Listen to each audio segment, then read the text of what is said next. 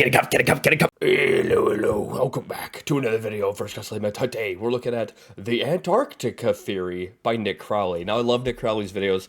I haven't actually seen a theory video from Nick Crowley, I think, ever. Normally, Nick Crowley sticks to more, like, creepy things. And, this is from 5 years ago, so maybe something happened and Nick Crowley is just kind of doing a series now. But with that being said, I can't wait to find out what this is. I don't know if this is like the whole ice wall theory or something else, but with that being said, the original link's in the description. Go subscribe to Nick Crowley if you haven't already, and let's begin.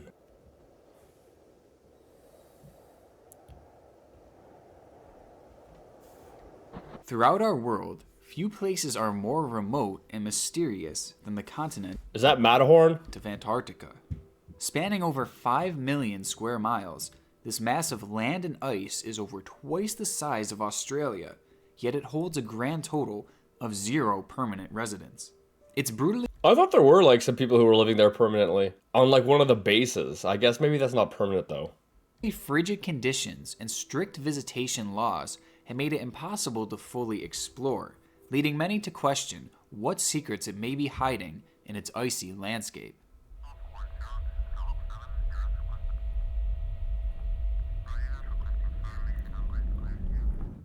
It's hiding nukes. In the mid to late 1950s, the United States was heavily invested in nuclear technology, and specifically nuclear weapons. In the midst of the Cold War, Isn't there some like crazy theory that in World War II, when the bad guys, I don't want to say the name because I have to censor it, were losing, some of them went to the Arctic or something like that?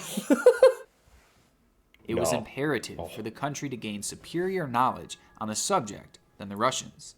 Because of this, the United States was constantly building and experimenting on all things nuclear. Over the course of the Cold War, over 1,000 nuclear devices were fired as part of U.S. government experiments. 1,000. That's like, you'd think that would be enough to like wipe out the Earth. With few being as controversial as the experiments conducted in Operation Argus. The main goal of Argus was to test the effects that nuclear weapons had in colder, high-altitude regions.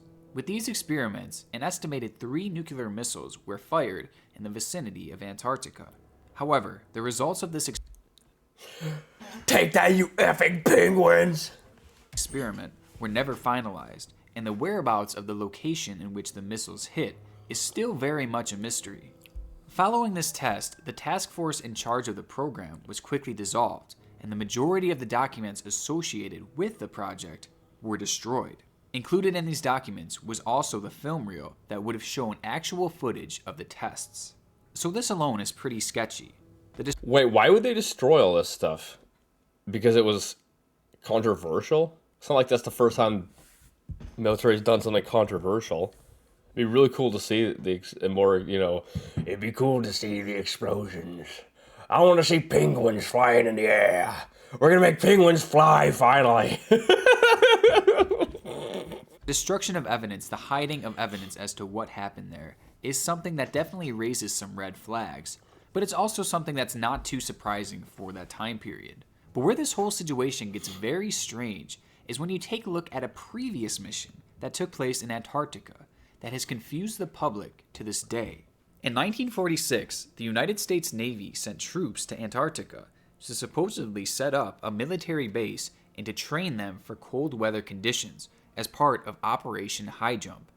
Now, this wasn't a small convoy or anything like that. All in all, 4,700 troops were sent up to the frigid landscape. 4,000? That's crazy. Like, don't they have a base in Antarctica? Or is that Arctica? I know they have a base at least one of these places with, like, a few people in it for, like, science stuff. Not 4,000 people. December of that year. The operation lasted just barely a few months as the weather conditions supposedly got too severe. Which, I mean, I'm not sure what they were expecting there, if we're being honest. I mean, it's Antarctica. In total, it was reported that 4 men lost their lives in the short expedition. However, some believe From the cold? that the number is actually much higher than that, and that in their time up there, the United States Navy was attacked. It is theorized that upon the trip through They must have met the Nazis that were hiding up there, I guess. Wait, Is Antarctica down and Arctica's up? My geography is not that great. The harsh landscape of Antarctica, the brigade was attacked by unknown crafts, which forced them to retreat out of the area. The attack was highlighted in a now leaked Soviet report where KGB agents had gained knowledge from US soldiers present at the site of the attack. The US soldiers claimed that while they were being attacked by these hostile forces, they reportedly opened fire on the crafts, ultimately shooting one down into the water below. However, the advanced technology of these crafts proved way too much for the fleet to handle, and they were forced to retreat after losing several aircrafts and men in the attack. Shut up. After the fleet... Wait, how did the Russians get this information? Like, who's telling them this? Because they weren't up there. So then someone must have been telling someone. And they could have just been making up whatever BS they wanted. returned back to the United States, one of the leaders of the expedition, Admiral Byrd, began discussing with the media that the United States should set up defense bases in the polar regions, and that flying crafts from the area posed a serious threat to the United States. After these shocking and controversial statements, Byrd was thrown into a mental institution and never heard from again. Why would you throw someone into a mental institution just for saying that? That seems like a bit of a harsh reaction, doesn't it? Yeah, well, we need to set some bases up in Antarctica because there could be enemy up there. He's freaking crazy. Even if it isn't, like, I don't really think it would be the aliens attacking them. That's stupid. But it could be any other military aviation, right? Like, it is a good idea to have those bases there, I would think. Because any other military with, like, high-powered weapons or planes could just fly around the Antarctic to get to different targets. So that makes sense. But then just throwing the guy in jail for that or in the psych ward that's wild. That's the 1950s for you, sweetheart. Or is that the 80s? I don't know. Piecing together the alleged attack on Operation High Jump with the subsequent bombing of the region with Operation Argus, the whole situation leaves a dark theory. Some believe that Operation High Jump was actually an invasion of Antarctica in order to fight off some mysterious force. I mean, why else would they send that many soldiers there? Like, do you really need 5,000 men to set up a research base? And maybe when this operation failed, and when the United States Navy realized that they were no match for this advanced weaponry, perhaps they fired those nuclear weapons to take care of the enemy once and for all. Now, I feel like this theory is definitely out there, but... Definitely out there. Well, they said it was like a training thing, right? To, like, how to live in the Arctic or cold conditions. What's the point of training a few hundred people? You know, it makes more sense to have, like, a regiment or, you know, a large amount of people who know how to handle those conditions. Because if you're ever going to send a big number of people to go into a cold area to do something, you probably want to have enough people experienced to know how to do it, right? You don't want to have a couple hundred people and that's it. the fact that it was in an actual Soviet report, and the fact that Byrd was speaking out about this enemy and was quickly silenced, makes it still intriguing to me. Plus, I can't get over why they would send that many people up there to set up a base, and I can't get over why they would fire those nuclear weapons in Antarctica for research when they didn't even end up posting any actual research from their findings. That is odd. Like, how are you going to do research but not actually research? But, like, the amount of people sent up there, I can easily explain. You know, launching the nukes up there, that actually makes sense too, because if you're just learning on how these weapons work, would it react differently in that kind of cold, like, negative, you know, these whatever crazy numbers that are up there? That kind of makes sense too. But to never actually publish research on it, I mean, maybe they kept it, but it's only in the government's hands. Who knows? And what about the tapes? Okay, you know what? Let me chill. Let me chill real quick. So obviously I have a lot of questions This is like the most enthusiastic I've seen Nick Crowley about this theory that I wish I could have answered. And perhaps the biggest one to me is what actually was this unknown force that may or may not have attacked the Navy that day. And the theories into this are just flat out crazy. Here's the best part. Many of the most popular conspiracy theories surrounding the region of Antarctica deal with alien life. Its vast and unexplored landscape makes it one of the only places on Earth that could really hold alien life that would go completely undetected. Like, aliens could just be chilling up there right now, and guess what? We'd have no idea. I mean, I'm not saying they are, but we really can't say that they aren't, right? Now, throughout the years, many have pointed to things like these pyramid structures throughout the region and claim that they are bases of aliens. Maybe at one point, Antarctica was warm like everywhere else, so people could actually go up there. Many thousands of years ago, something like that. Who knows? Because I know the climate does shift over time. So maybe at one point that was the case, and so people built pyramids because people seem to build pyramids wherever they go. All over the world, people have built pyramids, so maybe that's what they did. Why would an alien? Let's think about this logically here. These would be creatures that have such advanced technology, that we can't even comprehend. Why would they make one of the most basic shape triangles? And then like that's what we limit them to do. People just go jump straight to aliens like that's like this is like their peak creation. Flying ships? Nah. Triangle. They think that aliens actually created these things. And further structures have also been spotted on things like Google Earth that seem to look like man-made or alien-made buildings or layers. And due to our inability to explore these regions and confirm or deny whether these are structures or not, it just leads to rampant speculation. Causes our imagination to kind of run wild with what could have made them and what could be living in there. Now, me personally, I tend to view these structures as just kind of weird-shaped rocks, but I will give some credit that quite a few of them do look pretty convincing. Now, just recently, a photo from Google Earth went viral of what appears to be a spaceship crashed in the snow on an island just outside of Antarctica. With this photo, you see a definite trail behind a large tube-like object, making it appear that whatever this thing was, it had just crash-landed. Now, this photo has quickly become synonymous with alien life in the... It could be like one of those rocks. I don't know where in the world it is, but there are these rocks that end up like moving across these plains. And for so long, people didn't know how they were moving. Because they would move like a foot or so overnight. And they would leave these massive trails. But they recently found out, like within the last few years, what causes it. I don't know what causes it. I didn't look that deep into it. But they did find out what it is. Could this not be a similar situation? The region, though some experts are quick to dismiss it as a rock that simply slid down a mountain via That also kind of looks like it could be the case. Avalanche. It's a really interesting photo that has many who believe that aliens are truly out there excited. And there's no shortage of other... I think the answer would be to look at, like, people are going to see what they want to see. It's a big thing in life, is you see what you want. If you have a negative view on everything, everything's going to be negative. If you have a positive view, the same is going to be the case. Everything's going to be positive. If you have a view that aliens are real and you're just looking for any little bit of evidence to prove that, then everything is going to prove that to you, right? And the same if you're a skeptic. Photos like this that supposedly show crashed UFOs in the snowy Arctic. Many believe that these crafts are the work of alien life forms, thriving in this desolate region. These people also tend to believe that these aliens were also responsible for the attack on the U.S. 9/11? Navy. It's a frightening concept, thinking that hostile alien Hot life forms dang. may be living I remember in this Antarctica. video. And the idea that they have attacked before may also mean that they may attack again.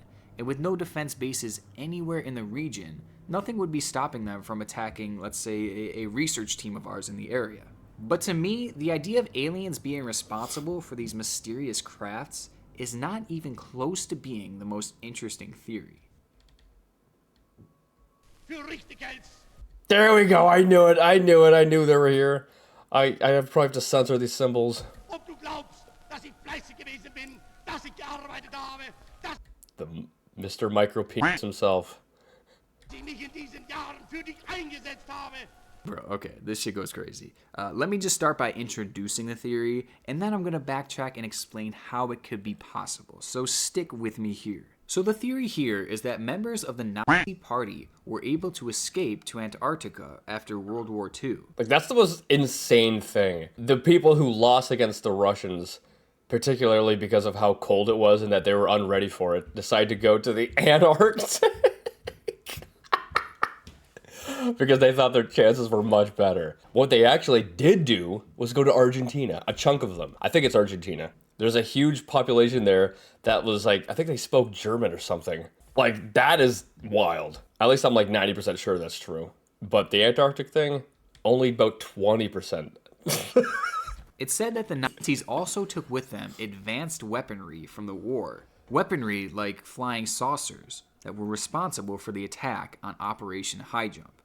Okay, so confusing and weird I But they didn't use flying saucers at all in the war to win it. Instead, they used it to attack these ships in the Arctic. Okay. know, but let's unpack this for a minute. Even before the start of World War II, Hitler had a fascination with Antarctica. There, he sent I think that is true. multiple fleets to survey the landscape and supposedly look for margarine fat due to the fact that the country's supply Just check Walmart if you want margarine. would soon be cut off during the war. On these missions, it is theorized that Hitler saw an opportunity, as the vast continent provided the perfect conditions for a hideout should things go wrong. Now, fast forwarding a bit here to the actual war, it is no secret that Nazis were innovators and they were obsessed with creating new and crazy technology. These technologies included things like wonder weapons and all sorts of other shocking and disturbing things. And Wonder Bras. And it is believed that at one point the Nazis set their sights on creating an advanced aircraft that would be ultra powerful and especially difficult to bring down. These crafts would have been something completely new to our world if they were actually able to create them. And That's just so silly. It's so silly. How are they going to create flying without wings? That's what they're going to be creating, flying without wings. And yet we still don't have it now. This, however many years later, we still don't have flying without wings. We got drones, so that's the closest thing we have to it. in this theory, believers claim that they actually did. They believe that the Nazis were able to build these flying saucers in Like blimps? Like, I guess you have blimps still, or flying balloons. secret and use their overpowered weaponry to defeat Why is this freezing, or like what's going on here? their enemies. And looking at all the other crazy stuff that they were able to invent, I mean, it's still improbable, but it's definitely not impossible that they were actually able to accomplish something like this. Okay, so if they had this advanced weaponry, That was weird. It was like glitching, but his voice was still going smooth. how did they end up in Antarctica? Well, perhaps after World War II had ended, the remaining Nazis fled their homeland to avoid persecution and landed in Antarctica, where they likely would have never been found. And the idea of Nazi soldiers and officials escaping Germany after World War II is something that is definitely not outlandish. So many Well, because I'm pretty sure a chunk of them went to Argentina. Much more believable than Antarctica. Like, even if they did manage to make it to Antarctica for whatever reason and had a base set up there, they're not going to have enough food, and they're not going to be able to really go outside. It just seems like a bad idea. Many of them have been reported dead, and yet very few bodies were actually ever discovered from the high-ranking Nazi officials. Which that's a whole conspiracy theory of its own, whether these people are still alive or not. But if they are, maybe they fled to Antarctica. And maybe they took their advanced aircrafts with them to A, escape undetected, and to B, keep their Are those penguins? They are. This is why we gotta nuke the penguins. Take that, you effing penguins. technology a secret to possibly use at a later date. I mean, this kind of makes sense because, as I mentioned before, the Nazis had more information on Antarctica than probably any other country at the time. Because remember, they had sent crews there on multiple occasions. Also, in 2016, Russians actually discovered a legitimate abandoned Nazi base in Antarctica. Yeah, like, I believe that they could have made one, sure. But to all of a sudden retreat there instead of a country that's warmer, there were countries that weren't involved in the war, and those are the countries you probably want to go to. So they had at least one legitimate settlement there, and it might not be too far-fetched to believe that maybe they had more that just haven't been discovered yet. So perhaps when the US Navy was Who the frick's calling me? visiting the area way back in 1946, they stumbled a little too close to the Nazis' secret base. And the Nazis used their advanced aircrafts to fire at the crews and deter them from coming any closer and truly discovering their hideout. But if that was the case, wouldn't the military retreat and then they'd come back with more people ready to go against them if they knew who these enemies were? And stretching it even further, maybe the US retaliated by shooting those missile tests in the area in order to secretly and quietly kill off the remaining Nazi troops. It is so crazy to think about. It is so weird. It is so probably not true. But it's kind of fun to think about. Like, I won't lie, that's kind of why I like these videos. It's stupid, but fun. It so totally could be. Maybe someday we'll find out if there was any truth to these wild theories. But until then, many of us will remain fascinated by the mysteries of Antarctica. I think that's why a lot of people like these conspiracy type things or whatever, is because it's just fun to fantasize about them because it's so insane. But anyway, I hope you guys liked it. I like this video a lot, actually. I wish Nick did more of these kind of like theory videos because he kind of does a lot more darker stuff nowadays, it seems. And you know, actually hearing Nick's voice in this give like inflections to words and like there's almost like an excitement in it. I find that a lot more, I don't know, endearing, because the stuff nowadays is a lot darker. But anyway, I hope you guys like this. Give it a thumbs up. Go subscribe to Nick if you're new, subscribe as well. With that being said, I could rate this out of a 10. Probably like an 8. I actually really liked it. But yeah, I'll see you guys next time.